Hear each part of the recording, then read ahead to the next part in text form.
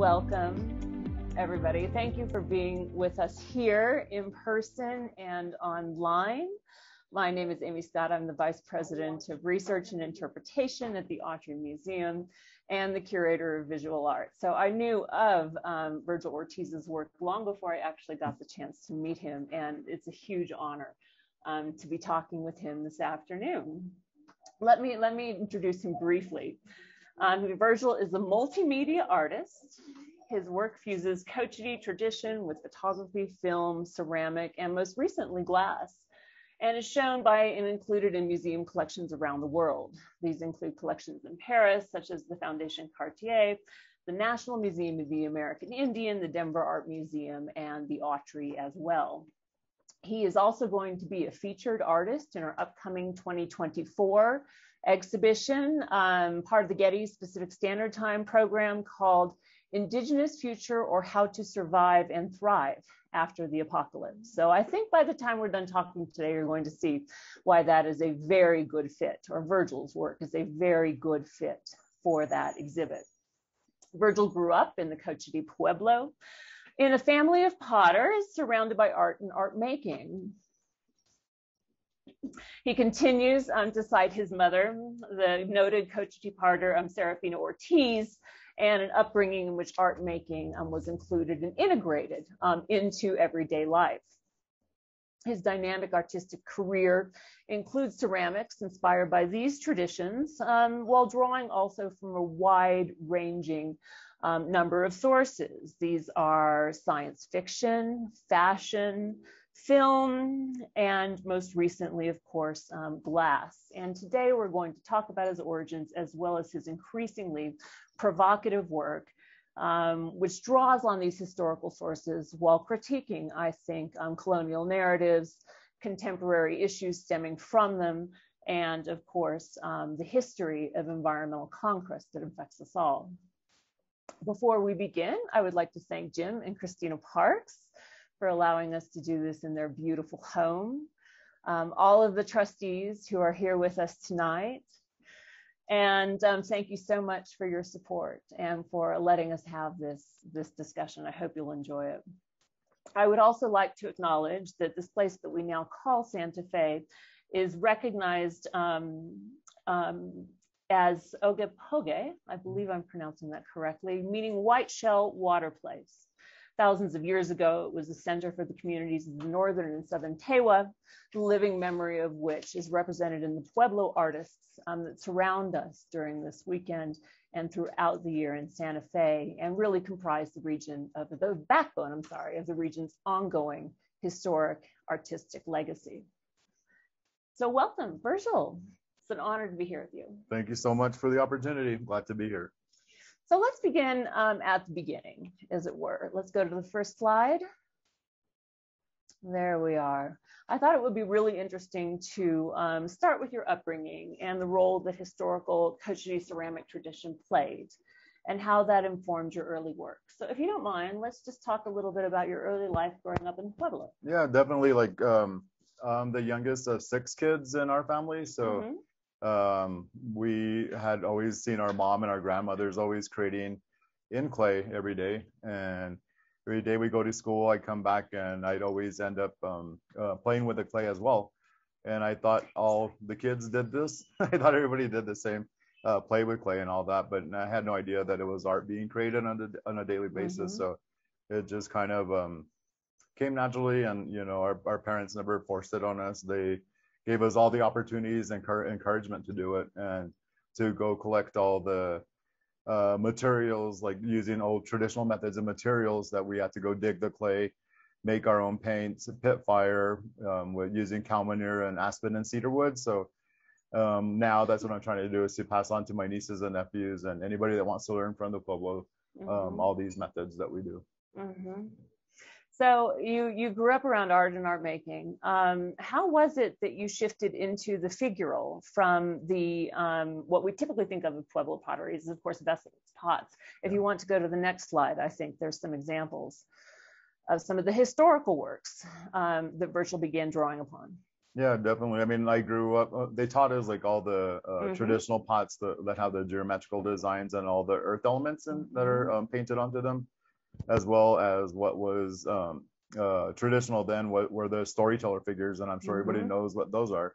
The seated mother or an animal carrying kids, and that's what I learned. But then I just started getting more creative or just experimenting. So making standing figures and learning Mm-hmm. how to just paint them. And I guess that's where like the first taste of fashion came into to Mm-hmm. my world. So I just started kind of stepping out of what I was taught, and it just developed from there. And the works that we're looking now on screen are actually some of the earliest examples of your work, correct? Yeah. Yeah. So like the slide on the right hand side is a picture of our mother Safarina that had the drum Mm-hmm. storyteller. And then on the far right was our grandmother Lawrencita, but mine in the middle is wearing a hat and has a little bow tie, but it's just kind of funny. And I made that when I was 6 years old. So That's yeah, it was kind of funny that our mom would support us and buy any of the pieces that we made. And the first thing that I did was run and buy Star Wars action figures. So that really encouraged me that way too, yeah. to make more pieces. And we'll get into Star Wars, I think, in a little bit. But let's go to the next slide.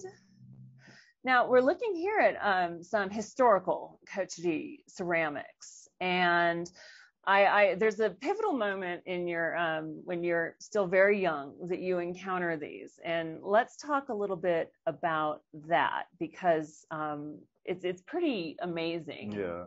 Yeah, definitely. I mean, like once I started experimenting and really started to make larger standing figurative pottery, one of a collector by the name of Robert Gallegos out of Albuquerque, he would make buying trips because he was a dealer and he had a gallery in Albuquerque. So he would make buying trips and he, visit the different families that worked in traditional clay. So he was asking my parents, like, where's this kid getting all these ideas from that they're not storytellers or they're not what you normally make? And my mom was just like, he's just experimenting, and he was like, well, do you know like about these historic figures? And we had no idea what he was talking about. So I think I was about 15 or 16, and he invited us to go down to a showroom, and we had never been to a showroom, but we went to it, and we all walked in, and our mouths just hit the ground because what we seen, it turned out that he had the largest collection of historic cochiti figurative pottery, but all of my experiments looked exactly like those. So my parents, my mom, both of them, they pulled me out of the showroom, and they told me in our native tongue to like remember this day because of what all your experiments, like we never taught you this style, but it's the clay is talking to you and through you. So they just told me it was a special day, remember it. So all I can remember is just like all of us were shocked that they looked exactly like that. So now that we found out Robert Gallegos had one of the largest collections of these figurative pottery, that then I had that resource to go there and study them and handle them and look at how they're painted and everything and figure out what they were. But all of these ones were all based on social commentary. Most people don't have any idea of this style because they were stomped out because of the social commentary that they carried. And once the non-indigenous people figured out that it was caricatures of them, then they put a stop to it. So that died out. Yeah, so that was one of my next questions is how is it that you were unaware of this historical tradition that stemmed from your own community? It's because non-natives came in and stamped it out because they realized that basically it was satirizing themselves. Yeah. So it was this photo that once Bob had showed it to us, and it's a photo by Ben Wittick from the late 1800s, and then like it's pictured, and I automatically vibed with them because of the coolness that they look like. Those don't look like storytellers, but if you study them more, they are completely telling stories. So you see Siamese twins and circus performers, two-headed people, some with exactly what you would see in an old school sideshow circus. So that really attracted me just because I guess I fell in love with fashion at an early age, and I was able to not really pigeonhole what people were, what Koji potters were expected to do, were the storyteller figures. So I really went to that to really try to revive those pieces. But after that happened and we figured that out, and I decided to dedicate my life to clay, and revive these historical figures and the social commentary that they carry. Let's go to the next slide.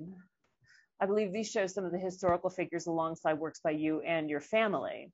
And so you get really a direct comparison. Can you talk a little bit more about the patterns that cover the bodies? Where do these black and white, sort of full body patterns come from? I believe tattooing, but also you have innovated and changed that. Yeah, well, first of all, that's our traditional colors are red, white, and black. And the white and the red are clays as well, but the black is wild spinach. So that's how we make our paint. But just how they're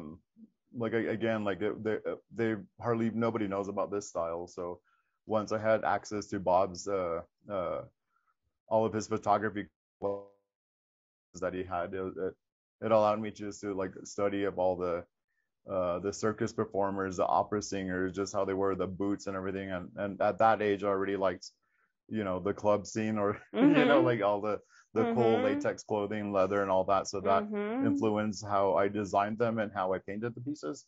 So it just worked all in hand. And then also because it was based on social commentary, it's like telling a story, but also taking current events or recording our history and giving a timeline to what they're talking about. So obviously these ones would be like when the Mexican circuses that were traveling around that were brought to this area by the railroads when they were first laid. So the Pueblo people had seen these, so that's where this influence came from. That's one of the things that is the most fascinating about this historical figurative ceramic tradition, is that it's a native perspective of outsiders that really really reveal how strange and foreign, in fact, the outsiders were in many ways. And then you've reconfigured and innovated upon that. So speaking of leather and latex, let's go to the next slide. Don't get any ideas. We're not going there. However, so a lot of Virgil's work it's about the Pueblo Revolt. And so I want to spend some time talking about the Pueblo Revolt of 1680, which Virgil has reconfigured 500 years into the future. And this is an amazing, elaborate world. I think you'll see a clear line of sort of a visual and a formal tradition that emerges from the historical Cochiti ceramics, but it has taken on a completely unique, very edgy, futuristic, provocative even appearance and storyline in Virgil's hands. So let's talk about the Pueblo Revolt and how is it that you came to be so focused on this? And let's talk a little bit about this figure here in the leather corset and with the blindfold, which of course, says a little bit about sort of it's edgy, it's a little bit on the dominatrix side, a little bit on the fetish wear side, but there is a reason for all of this, and it fits into the narrative of the Pueblo Revolt that you've carried into the future. So I mean, like just taking the being really highly affected and influenced by like Star Wars and Star Trek when I was, I mean, I seen the first Star Wars movie when it came out in theaters, and I was only 7 at that time, but I remember knowing, and it was during this time for Indian Market, and we'd walk down to the Vargas Center and like we stayed in the theater all day long. But after that, I knew all the characters. I knew what they drove, how they looked, how they dressed, how they spoke, what planets they came from. So I was like, okay, now that I figured out like through the clay side of what I was supposed to do with my life, dedicate my life to clay, doing that to revive the historical figures, but also the Pueblo Revolt. Herman Agoya was a spearhead that talked about it from Okewinge, and it was him that, sorry. Never clumped right away, but through his teaching and everything, he asked my manager Tisha Goyo and me to keep telling that story. So it means a lot, and so I had to figure a way of how to convey this message as clearly as I understood like a Star Wars movie. So I decided to write a script about it, storytelling, and so I took the whole, because nobody knows, the Pueblo Revolt is not taught in schools, it's not in our history books or anything like that, and most people when I do shows everywhere, they don't know what it is. But when I do shows, you know, in Paris or Prague or Amsterdam, they know exactly our history more than Americans know it. So, and when I do shows here, like in metro cities, like in LA or New York, they're like, oh, we have no idea what the Pueblo Revolt is about. But when I do shows here, where I'm from, right down the road in Coche de Pueblo, they still don't know what happened, because most of it took place here. So having the mentor of Herman, and then also being able to have the access to use a storytelling of the clay. I wrote that script, and then I chose to tell it when it happened in 1680 and also 2180, two different time dimensions happening simultaneously, so that I was able to get the attention of the younger generation. And of all the characters that you see, I've designed 19 groups of characters that represent the 19 pueblos that are still left in New Mexico today. So you see the blind archers, you see the Translator Army, the Venusian soldiers, all these different types of characters. But I also wanted to stylize them cool, because if you don't have anything cool that will stand next to the new Star Wars movies or Black Panther or anything like that, it's hard to get the next gen's attention. So I had to design the costuming. They never were before there. So I mean, that all the inspirations from everywhere came in, the nightclubs, the leather scene, whatever.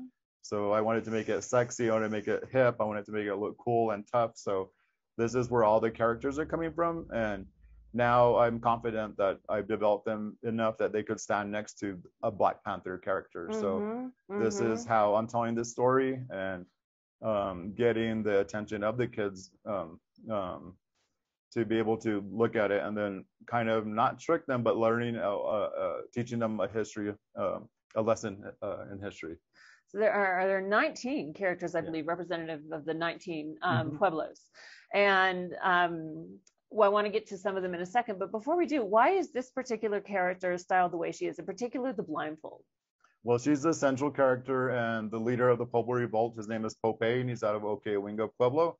So he devised a plan, and in my storytelling, I added a woman heroine to it, just for women empowerment, and to give thanks to all the women in general. But growing up in the Pueblo, women is such what they do in our Pueblo, like it's a major role. So it's a matriarchal society. So I just wanted to make sure to give to have the heroine a woman, and to the blindfold comes as part of the storytelling. When she was a group of kids, they're ace archers, and their grandmothers were teaching them. So when the invaders first come, they see how good they are, and they challenge them to archery contest, and all the kids kick their butts, and in turn they get really pissed off and they blind all the kids. So this is how the storytelling starts. But there's many battles before the Pueblo Revolt of 1680, but once they're of age, like maybe 19, 20 years old, they all stand up. They're still all blind archers, but now she's the leader of the blind archers, so she's one of the main characters of my storytelling. And reminiscent, of course, of some of the historical cruelties inflicted by the Spanish, including the cutting off of feet and hands. Okay, let's go to the next slide. Okay, this is, we're looking at a feature film, potentially. So keep your eyes out for that. And then the next, let's see. Okay, so here is, we see the characters of the Pueblo Revolt sort of making their way into traditional ceramics. And this is really a fusion, I think, of a very traditional shape, clearly recognizable as Cochiti pottery, the tricolor, the black, the white, and the red. But you've covered it with these, sort of spectacularly dressed, incredibly energetic designs. Why is it so important to bring new designs, new energy, innovative ideas, and recognizable figures to traditional ceramics? Yeah, I just wanted to give the kids that are interested in making pottery, again, catch their attention and make it cool looking for them, so that because like nowadays, if you try to teach them the traditional methods and materials, it's so time consuming, it's very hard. Most of them are like, I don't want to do all that work, and it's like it's hard to get them interested. But it's a dying art form, and I'm trying my best to make it cool and make it you know, tell a story, and then of course use the, like every time I try to teach people from Coachity, I teach them how to use the traditional methods and materials, the original designs or storytellers, but also show them that you don't have to do that all the time. So don't hold yourself back. And this is where some of the first pieces that I started bringing in the character designs and the storytelling it. So all of the designs started to intermingle with the traditional designs. So it just developed from this point. Okay, let's go to the next. Okay, so here we have Virgil. This is a helmet from one of the characters of the Pueblo Revolt, and it also takes us into your styling it on a mannequin. It takes us into some of the fashion work, which really fuses or grows from the Pueblo Revolt. So who is this character? And then we'll start talking more, I think, about the ways in which this fuses into contemporary and even sort of futuristic looking fashion design. These are the Aeronaut characters, and I designed them to be us in the future, but their job is to come from 2180 to the past and also the present time. And what they're doing is searching for all different designs and shards and pottery pieces, all the artwork, all our songs, our ceremonies, taking them back to 2180, storing them and taking care of them, protecting them, so that when we get to 2180, all of our traditions are still intact. So it just brings in more of that futurism and how it's all, you know, our way of life as well, like how we look into the future and how our elders teach us our past and try to keep on all of our traditions and ceremonies. So it's just looking at it from a different point of view. But yeah, like none of these costumes ever existed. So I went to YouTube University to learn how to do most everything, like foam fabrication, or, you know, I've been working with resin now and plastics and everything, but it's basically figuring out a way how to make 100 of these aeronaut costumes and being ready, like if we do film it or when that time comes, we're able to have all the designs ready to go, and like all the different universities that I teach at, like have all the students and be involved in this and learn that process as well. Okay, let's look at the next. Okay, so yeah, now we're looking at a couple of live models that are featuring, you know, that are wearing body paint that I think that you applied, and it really speaks to how the designs in your work has now sort of leapt off of the ceramic surface and gone on to the human form. So why is it that I mean, it's amazing. You've made the Pueblo Revolt, which is a historical story, resonate with this contemporary sort of science fiction, and the way in which the designs sort of transform, I think, onto the human body is really an important part of that. It's almost seamless when you look at it in the context of the historical work and then your ceramic work, and now the human forms that are veering into really edgy, provocative looks and fashion.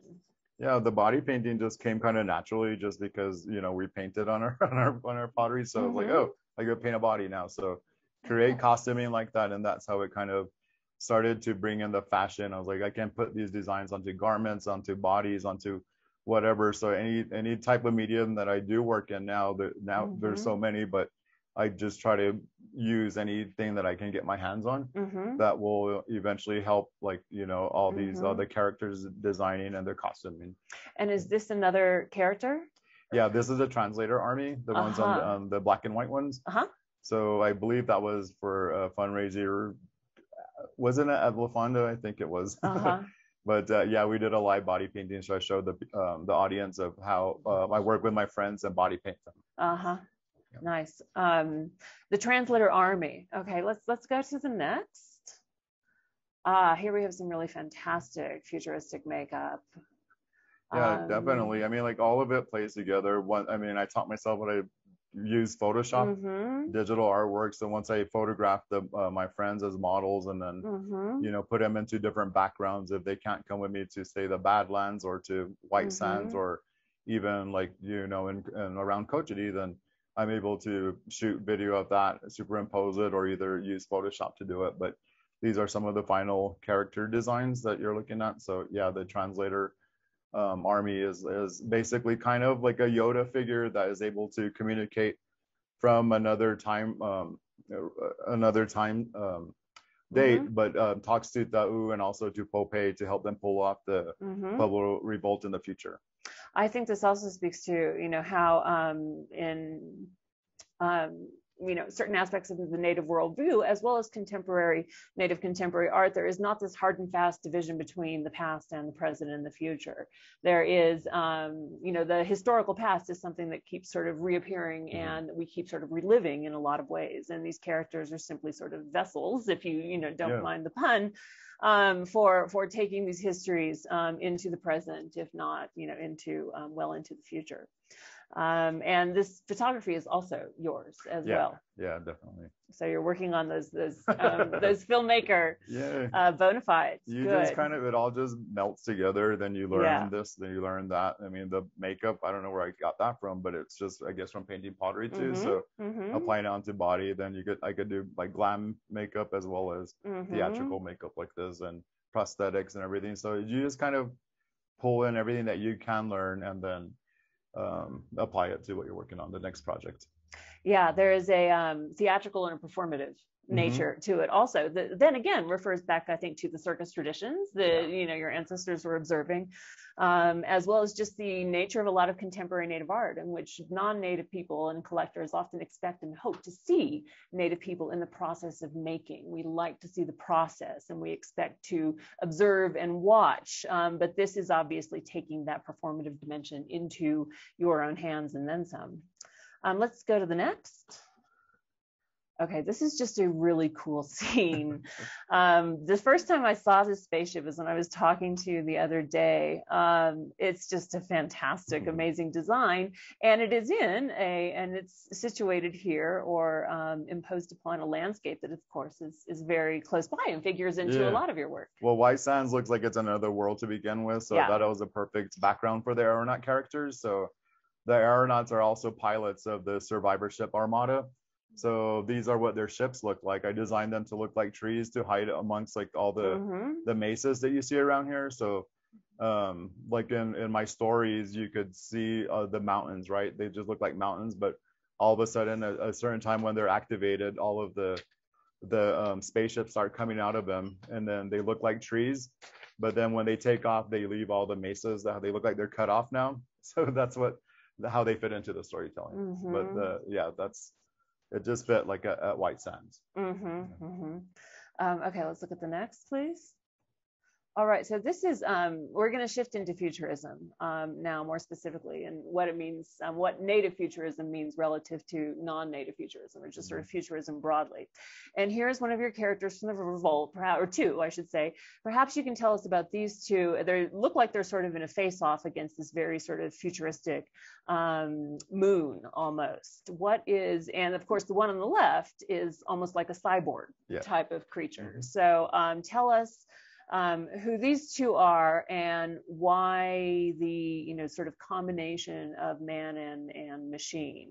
Yeah, these this is actually, I mean, like I didn't really think about futurism. That was just always ingrained in me since I was a kid. So and then like being into fashion and like real sci-fi, being highly influenced by all these types of different movies. But the woman figure is Ta'u, and that's the leader of the Blind Archer, but this is her in 2180.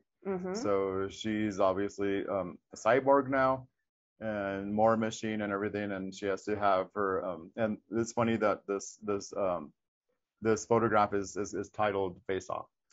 So and this is my rendition of a Castilian soldier. So yeah, there's always a love scene in every movie. So this is, you can tell where this is going. Interesting. Sort of like a forbidden love between, you know, sort of like star-crossed. It could be. Shakespearean element going on in that.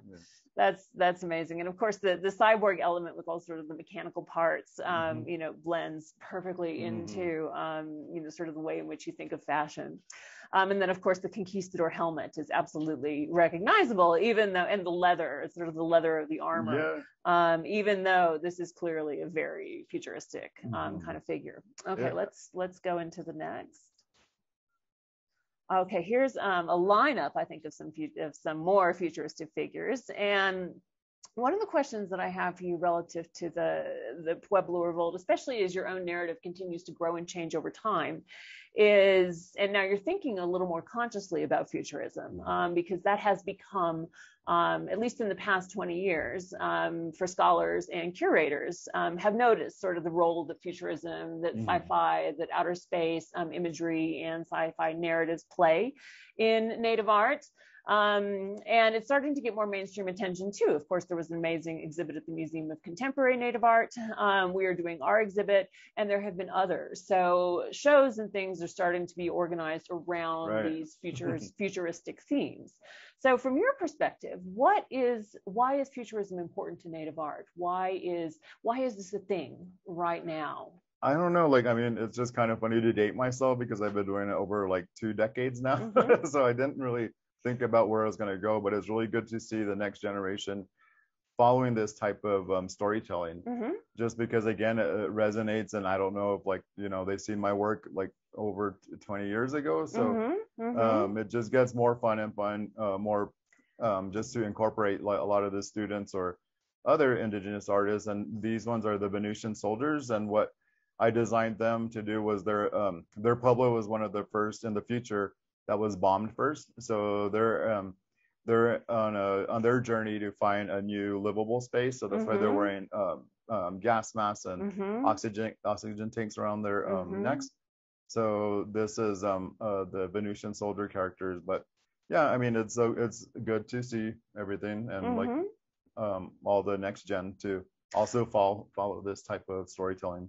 And there's also, you know, an interesting reference there to environments made toxic by colonization or conquest. Let's look at the next. You know, and here we go into some of the ways in which the, you know, futuristic design has really just sort of fuses seamlessly, again, another pun, with the ceramic traditions. And one of the other, you know, the things that I think that span both the figurative ceramics and the futuristic kind of fashion forward designs and costuming that you do for this, you know, sci-fi, really ambitious narrative is just the confidence and the presence that the models, that the wearers, that the sculptures themselves have. So in a lot of ways, by repositioning the Pueblo Revolt as this futuristic outer space sci-fi you know, adventure, the native figures are completely in control. You know, they are the protagonists, they are the heroes, they are really driving the narrative in a way that refers back to history, but is still clearly forward-looking. Right. I mean, it's crazy to like let the clay talk for itself. It just flows to me, and like I always say, that's not about me. It's like way bigger than myself and all the messages that I do get, and I feel like I'm a conduit for all of everything that I do, and just because it flows like out of nowhere. But sometimes the ceramics, the clay will influence a costume on a human, and then I will design like say a actual garment and take photographs of a model, and then I'll interpret it in clay. So it just kind of bounces back and forth. And like, I mean, needless to say, I'm never bored. So, or don't sleep, but yeah, it all works perfectly. And like, you know, like again, like history repeats itself. So just like Star Wars, when it affected me when I was 7 years old, like now, again, it's coming into that type of storytelling, especially getting with ethnic people and cultures like the Black Panther. Yeah. So, you know, this is my stab at giving the Indigenous children superheroes and, you know, these types of characters that could stand next to, you know, Thor or all the Avengers. Let's go to the next. Okay, this is amazing. I don't want to talk about that in a second, but I just thought of another question related to Star Wars when you brought that up again. When you were, you know, 8 or 9 years old, or even because the Star Wars franchise has been going on forever, when you were watching those films on screen, or Avatar, or Star Trek, or any of the many other sort of, you know, colonial-based, you know, sort of science fiction narratives in which, you know, intrepid, you know, Euro-American explorers are encountering strange, sometimes simple creatures from a distant, faraway galaxy, did it occur to you when you're sitting there like, these are stereotypes. These are stereotypes of colonial fictions. Yeah. At a young age, were you like, wait a second, I'm enjoying this, but at the same time, Well, it's kind of cool because a lot of our stories that were brought down and told to us as kids, it just they're as fantastical as movies, right? So it just kind of struck with me that I should probably do what I'm doing right now.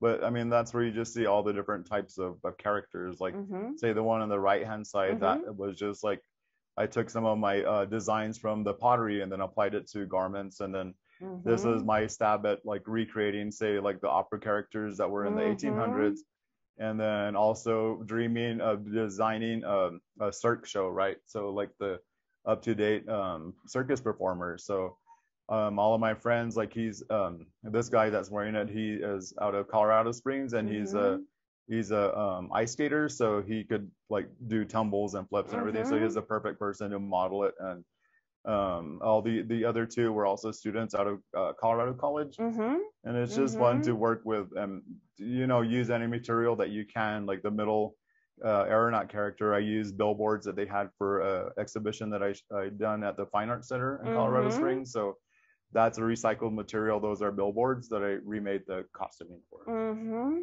The character in the center has a very intense presence. It reminds me of like the specter in I think it's Don Giovanni, where the father is raised from the dead, and there's a hugely dramatic theatrical component to them, as well as the sculptural design to many of the costumes. I mean, this skirt is a sculpture in and of itself. Okay, let's go to the next. That was amazing, really quick though, because the models, both of them, for 1 second. Both of the models were 6'6", and then they're also wearing like 7-inch platform shoes. So, and then their headdresses were like 2 feet tall, so they're like 10 feet tall walking around. Wow. So they definitely had a major presence at the fashion shows or like exhibitions. So yes, I mean, that's just a power. If you see something that's way bigger than you, but they are human, but it's kind of intimidating, but the kids love it. Yes. And also goes back to the this idea that the Native people are in charge and are in control of their image, of their of their agency. It's hard not to be when you're dressed in something quite that spectacular. Okay, next, please. Here we have some more. You want to talk about these figures? Yeah, these are aeronauts, and I really wanted to take the students with me and some friends, and we did this photo shoot like where we gather our clay materials, and I thought that was very appropriate to have their background there. So this is where the photograph was from. So it's right close to Cochiti. Right, right. Okay, next, please. This is a great image. Your work in ceramics also has taken on quite a sense of scale and a new sense of scale, which is not easy to do in ceramics, which are susceptible to breakage, and you have to have the mixture of the clay exactly right, the temperature exactly right. Like it's an incredibly intricate and difficult process that involves a lot of technology. Especially working with traditional methods of materials is really hard because there's not a lot of examples of figures over 3 feet tall, but when you study the pieces that were from the 1800s, they're over 3 feet tall. So I was like, man, we lost this type of skill, or like people that wanted to make this size of pieces. So I made sure that I wanted to bring back that the whole social commentary storytelling of it, and also the size of it. So you just keep on pushing yourself, and like when I first started it, like the larger pieces, I lost more than half of them. But I mean, like anything else, the more you do it, you're gonna learn. So a lot of the pieces started to become more successful, and like I started photographing the models next to them that I put on the surface of decoration. The thing that's interesting about this is also the ways in which the size of the vessel makes clear the technical and technological, I think, difficulties and complexity in doing a ceramic of that size, and also carries forward into the future with the very sort of forward-looking narrative of the 2180 Pueblo Revolt that speaks to technological sophistication and accomplishment. And we realize, especially with the ceramics, the larger ceramics, that this technology the native technologies, have been in existence for a long time. Yeah. These are very complicated objects to make, whether it was today or whether it was 500 years ago. So there's a continuity, I think, in the craftsmanship and the technological elements of the artistry to make something of that size to begin with. It's just amazing because like how our people had done this long time ago. I mean, they're scientists because like who would have figured out how to use the wild spinach plant to make our black paint? Go get cow manure to fire it with aspen and cedar wood, and it's just amazing. And especially them, they had less resources, no running water, no electricity. So I was like, man, if they could have done this, we surely can do it now. So, but it's just intimidation, and like always teach the students not to have imaginary hurdles, and that's like everybody instilled in human lives. Like they always doubt ourselves.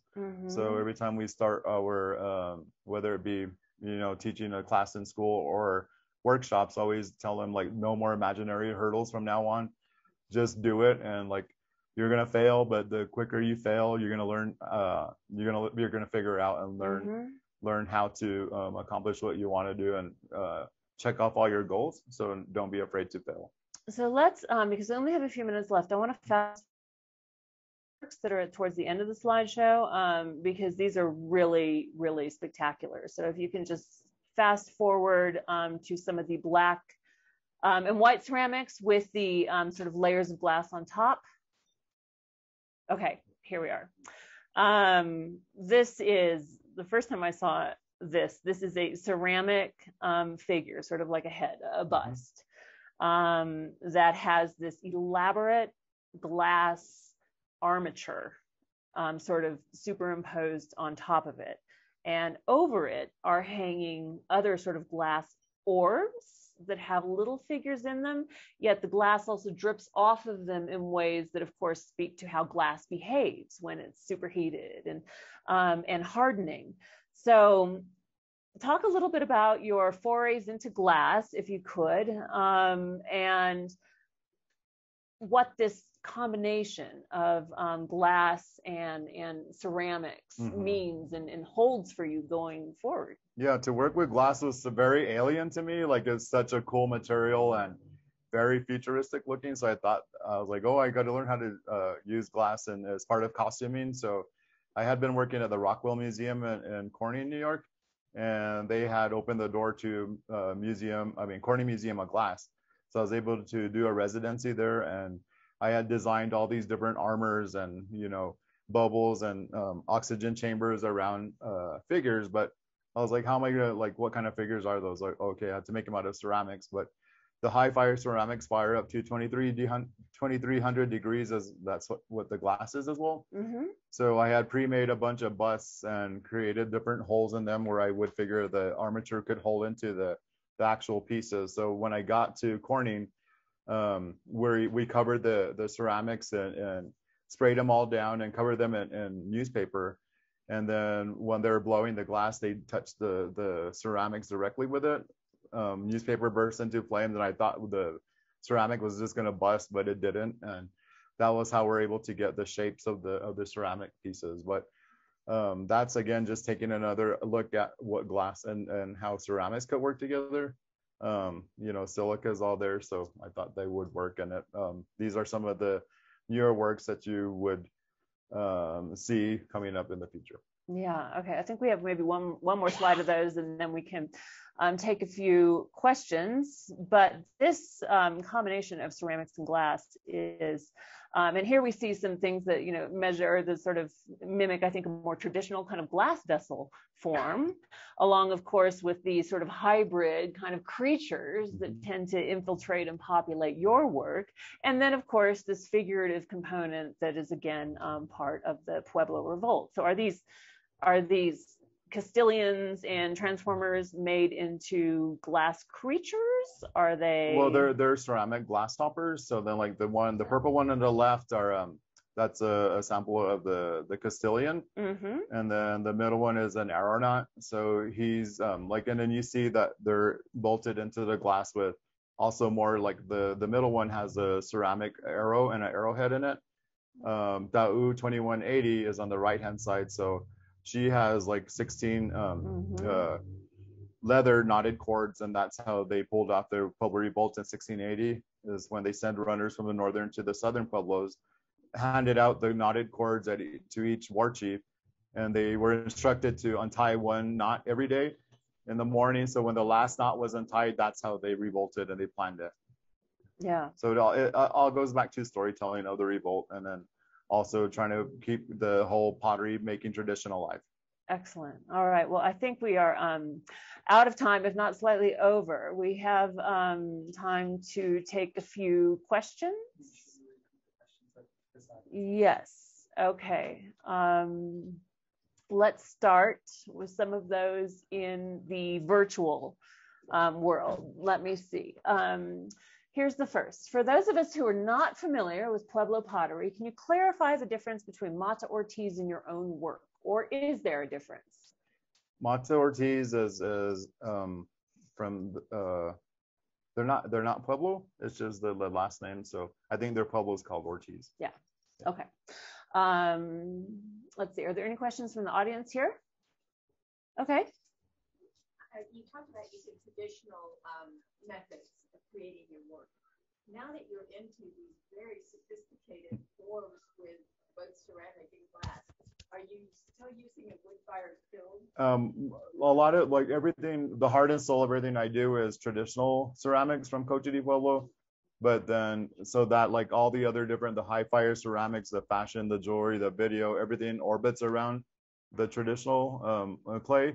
But then to be able to travel and do presentations or lectures or, you know, residencies, then I work with high fire clay. So, and then those ones are fired in kilns to high temperatures. Yeah. Okay. Lovely. Thank you. Here is another online question. It's actually one that I would really like to hear the answer to. What can the Autry and other museums do to highlight Native American art and artists? Just give it a chance. I mean, there's a lot out there. The more you look at all the websites, and especially now that the social media is out there, it's really important to look at what we're all doing. And, you know, like I try to push a bunch of other artists that are up and coming, and you know, like samples when they do group showings. I mean, that's really important to go visit them and really give them support. Not only the venues, but the artists themselves. Okay. And so here's another online. What advice would you give to young Native artists? And I know that a big part of your work and your career is mentorship. Yeah. Well, first of all, never stop creating. Like, just keep on going. You're going to fail, but the more you fail, you're going to figure it out.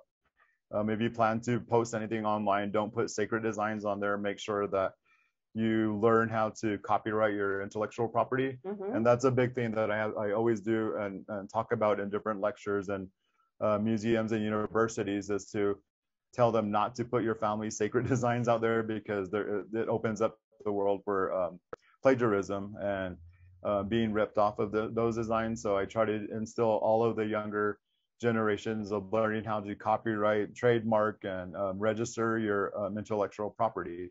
So that's one of the biggest lessons that I try to do. But yeah, I mean, just never stop creating, and don't be afraid to try anything. But also there's some business savvy in a serious contemporary art career, obviously. Right. Okay, last one from online. Do you see a lot of black and white? I see a lot of black and white color in your work. Can you share with us if the color is intentional? I think we've answered some of this, but maybe you can speak a little bit more about the, you know, significance of the black and white contrast. Black, white, and red are our traditional colors from Cochiti. So different pueblos have different, like some of them will be all shiny, polished black. Some of them are different colors, but from Cochiti, those are our traditional colors. Yeah, that's why I'm so like, I love working with high fire ceramics, because that opens the world to anything. Like there's metallic glazes, there's hot pink, there's fluorescent, there's, you know, shiny, matte, whatever. So it's just fun to play with all these different types of metal looking glazes that I've never knew before until like maybe 5 or 6 years ago. And you still, you know, traditionally source and create the pigments yourself for your ceramics from your ancestral land. Right. There's different places on Cochiti that we have to go dig our clay. And when we do that, we have to ask permission of Clay Mother, that state our purpose, introduce ourselves, what we're going to do with it, and ask permission to take some of her clay. And it comes out of the earth wet, and it's very dense and looks like dark chocolate. But it's heavy. So we have to climb up the mountain, take it all back down to our truck, but then we have to process it, and that process takes a whole year to dry the clay out. Because if you try to add water to it and try to make it into a clay ball that you could sculpt with, there's going to be pure clay in there that will most likely create cracks or cause the piece to blow up. So we have to dry it over a year. It becomes bone dry. Then we crack it up into 1/4 inch sizes, rehydrate it so it rehydrates evenly. And the clay is so pure, we have to mix it with another type of sand, which is volcanic ash or pumice stone. So that is sifted down to like this consistency of flour. So we mix that with the clay, and that gives it like a lot of grog, and it helps with the drying process and cracking. Yeah. Does that also give it some strength? Because I imagine that there's a certain amount of tensile strength you have to have, especially when your ceramics are going to a certain size, and calibrating all of that relative to the width of the ceramic and the temperature, the firing, and the colors that that you want to come out. And it's amazing. All right. Any other questions from our live audience? David. You've talked about some of the young artists without naming them. I'm wondering if there are new mediums you see coming up in the next decade, and who are the rising potential stars that you can see will be talking about and Amy will be interviewing. Yeah, I mean, let me just talk about that. Let me repeat that quickly for folks online. David is asking about the rising stars, who Virgil sees as the rising stars in contemporary Native art, and here we're going to be talking about, in the coming years. Yeah, there's so many of them now. Like it's so amazing. It's so awesome to see that they're carrying their traditional, their family traditions on. And like most of you guys will see a lot of those people exhibiting during Santa Fe Indie Market weekend. And there's a lot, to tell you the truth. Like, I mean, jewelers and potters, like people like Jared. So he's Navajo, and they're using traditional methods, but making really cool contemporary pieces. Of course, Rose Simpson, I've known her since she was a kid, and I worked with her mother, Roxanne, and she's doing amazing things, bringing in metal to clay. I mean, they're also a fashion-forward element to her work. Yeah, futuristic. Exactly, and a beater by the name of Elias Jade Not Afraid, and I don't know if you guys know him, so I'm doing a collaboration with him. So what I've done is, for my next show that's coming up, it's called the characters are called Recons. So it'll be opening during the New Vladim museum that's going to be opening here in Santa Fe. But I've sculpted ceramic busts and carved deep into them, and what he's doing is beading into them.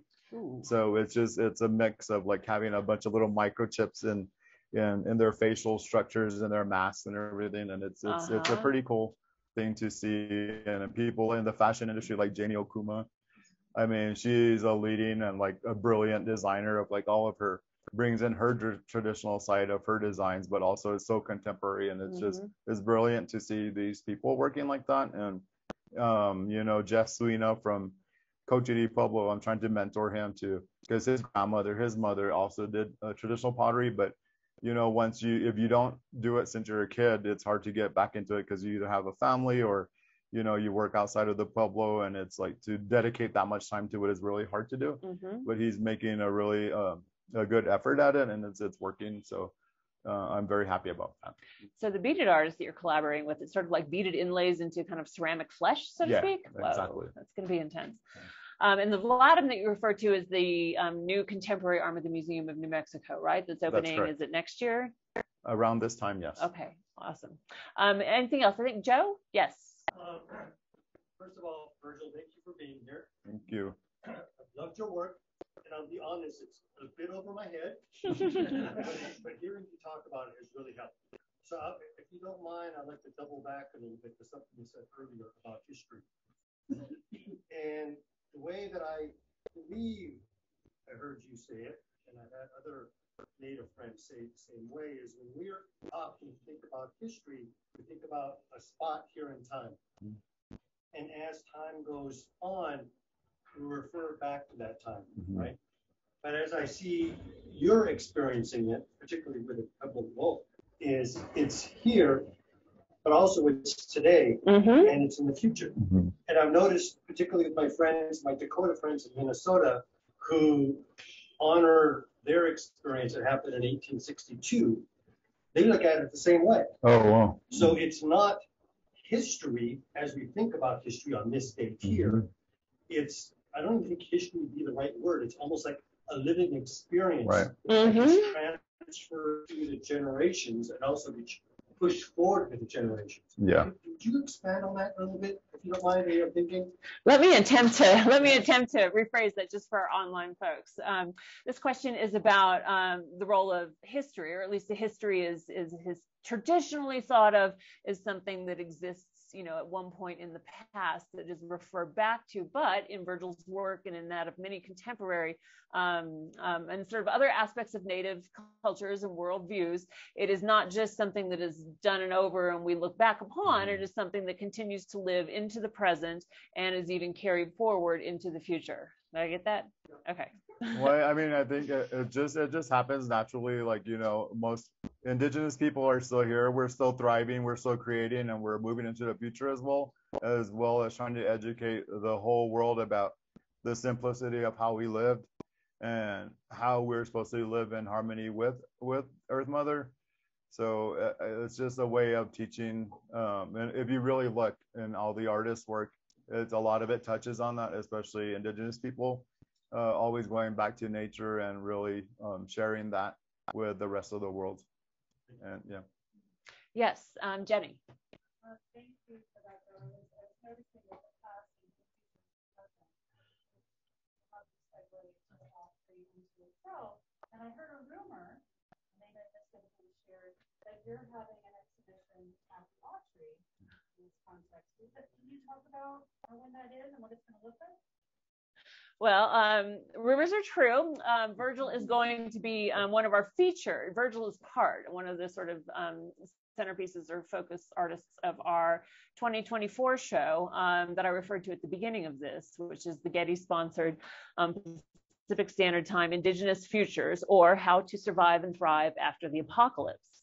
And it's interesting that, the question about time and history came up just before this, because the way that show is looking at apocalypse is something is as a historical continuum. So there is the apocalypse that has been experienced by indigenous peoples beginning in 1492. Yeah. There is the, near future, or some would say current present apocalypse, apocalyptic effects, one should say, of climate change. And then there are other, there are in the native, how it is that we might, sort of work more collaboratively to create a more sustainable world. So there's a collaborative dimension of it too, that carries forward. And in addition to the historical apocalypse, the contemporary or coming apocalypse, the show will also explore how that term has functioned sort of in a variety of indigenous histories and in its contemporary meanings. So it really is kind of taking down these ideas of historical, things, especially those experienced by Native peoples that were, were written out of colonial histories, how those have carried through into the present, and what we can do, going forward to hopefully, abate or ameliorate some of what the climate and, of course, the colonial histories of environmental intervention, have in store for us. I think the show's gonna be really, really cool. And yeah. I'm so happy to be a part of it. Virgil's getting his own room, at least I think, and he's gonna create something amazing for us. We have a few pieces by Virgil in the collection, but we have yet to have a really sort of, standout major piece, and so I see this as an opportunity to fix that. Also, yeah. Well, thank you, everybody. I think that is it. Virgil will be around.